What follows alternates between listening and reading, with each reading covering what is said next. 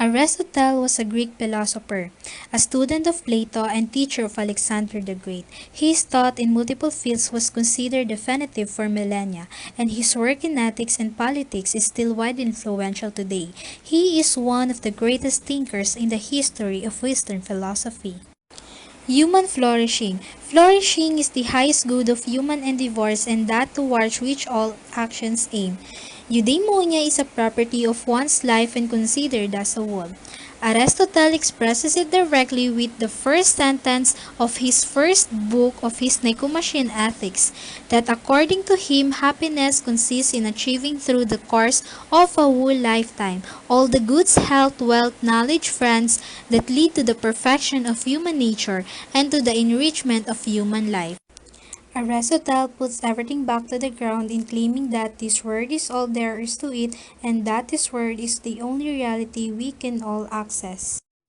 Every human person, according to Aristotle, aspires for an end. Plato was convinced that reality is full of these seemingly contrasting manifestations of change and permanence. For Plato, this can only be explained by postulating two aspects of reality. Two words, if you wish, the word of forms and the word of matter. In the word of matter, things are changing and impermanent. In the word of forms, the entities are only copies of the ideal and the models, and the forms are the only real entities. In the 18th century, John Stuart Mill declared the greatest happiness principle by saying that an action is right as far as it maximizes the attainment of happiness for the greatest number of people. John Stuart Mill said that individual happiness of each individual should be prioritized and collectively dictates the kind of action that should be endorsed. For Democritus and his disciples, the world including human beings is made up of matter. Atoms or seeds simply comes together randomly to form the things in the world. Matter is what makes us attain happiness. We see this at work with most people who are clinging on the material wealth as the primary source of the meaning of their existence. Hedonism comes from the ancient Greek for pleasure.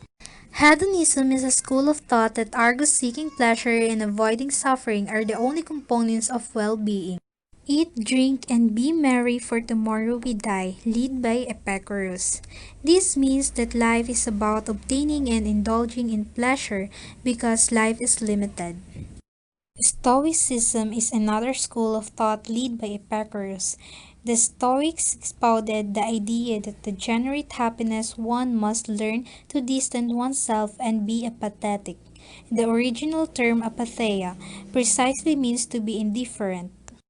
The meaning of the word apatheia is quite different from that of the modern English apathy, which has a distinctly negative connotation. Apatheia was the quality that characterized the sage.